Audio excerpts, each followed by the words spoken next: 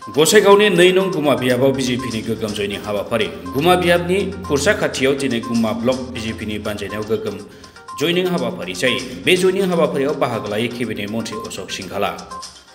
गुबुन गुबुन हान्जा नागारनाय गोबां सुबुङा मन्थ्रि बिथांनि नुजाथिनायाव बिजेपि हान्जाया जयनिं जायो।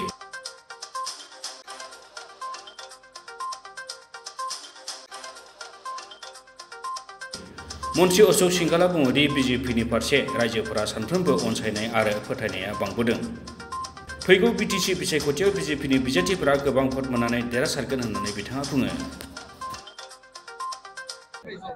সঁহাৰিটো আপোনালোকে নিজে দেখিছে, মানুহৰ মানে জুম হৈছে, ভাবাতকে 3 গুণ মানুহ হৈছে, চেয়াৰৰ নাটনি হৈছে, মানুহে ৰাস্তাৰ দুই পাৰে থিয় হৈ আছে। মই ভাবোঁ যে এটা ভাল পৰিৱেশ গুমা সমষ্টিত নিৰ্মাণ হৈছে। ভাৰতীয় জনতা পাৰ্টিৰ প্ৰাৰ্থী বিপুল ভোটত জয় হ'ব। ভাৰতীয় জনতা পাৰ্টিৰ নেতৃত্বৰ ওপৰত ৰাইজৰ আস্থা আৰু বিশ্বাস দিনক দিন বাঢ়ি গৈ আছে। 100% ফুলিব। দেখা গৈছে যে বৰভূমিত আপোনালোকে ইউপিপিএল আৰু ডিপিএফৰ মিত্ৰতা লৈ এফচি আহ্বান জনাইছে। ইয়াত বিজেপি কিবা প্ৰভাৱ পৰিব নেকি মিত্ৰতা? ময়ো আহ্বান জনাইছোঁ যে মিত্ৰতা দুই দলে কৰিব লাগে। কওক বিজেপি কিয় প্ৰভাৱ নপৰিব? বাবা মইতো নিজে মানে আহ্বান জনাইছোঁ যে দুই দলে মিত্ৰতা কৰিব লাগে।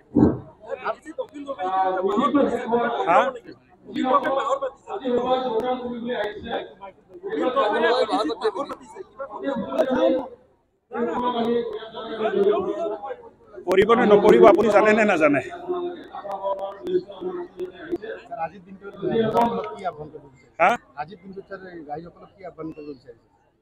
শান্তিৰ স্বাৰ্থত প্ৰগতিৰ স্বাৰ্থত ভাৰতীয় জনতা পাৰ্টিক আশীৰ্বাদ কৰিব লাগে। দেখা গৈছে যে কৃষকে হুমুৰিয়া কাঢ়িছে, সেইটো পানী নাই, যিহেতু আপুনি সেই বিভাগৰ মন্ত্ৰী, কিবা ব্যৱস্থা গ্ৰহণ কৰিব নেকি? বহুত জেগাত পানীৰ নাটনি হৈছে, মই মানিছোঁ। যিবিলাক প্ৰকল্প চলি আছে তাত আমি পানী দিবলৈ পাৰিছোঁ। বহুত প্ৰকল্পও বিকল হৈ গ'ল। এটা ঘটনা ঘটে যে জলসিঞ্চনৰ প্ৰকল্পবোৰ বানপানী হ'ল, বালিচৰ উঠি গ'ল, প্ৰকল্পত পানী মানে প্ৰকল্প চলিত অৱস্থাত আছে, কিন্তু প্ৰকল্পই পানী উঠাব নোৱাৰে কিয়? পানীৰ অভাৱ হৈ গ'ল, পানী নাই তাত। নদীৰ গতিপথ সলনি হৈ যায়। বহুত ৰিজনছ আছে, আমি মীমাংসা কৰিছোঁ। অহা বছৰৰ পৰা তাৰ ওপৰত আমি কাম আৰম্ভ কৰিম। ইতিমধ্যে বহুত প্ৰকল্প আমি ৰিভাইভ কৰিছোঁ, বহুত প্ৰকল্প মেৰামতি কৰি আমি ৰাইজক পানী দিব পাৰিছোঁ। ধংশ্ৰীত গৈছিলোঁ, পানীৰ অলপ আছিলে, বালিচৰ পৰিছিলে, ফৰেষ্টৰ লগত কথা পাতি আমি বালিচৰটো হাতালোঁ। এতিয়া মানে প্ৰায় 25,000 কৃষকে তাত পানী পাই আছে বুলি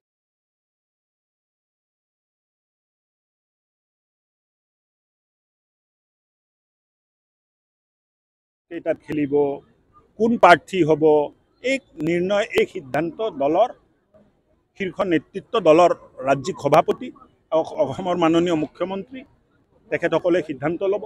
আমাক দায়িত্ব দিয়া হৈছে সাংগঠনিক ভেটি মজবুত কৰা, ৰাইজক ভাৰতীয় জনতা পাৰ্টিৰ কাষ চপাই অনা, এই কামবিলাক আমি কৰি আছোঁ। স্থিতি খুব ভাল। দাদা মইতো প্ৰিডিক্ট কৰিব নোৱাৰোঁ।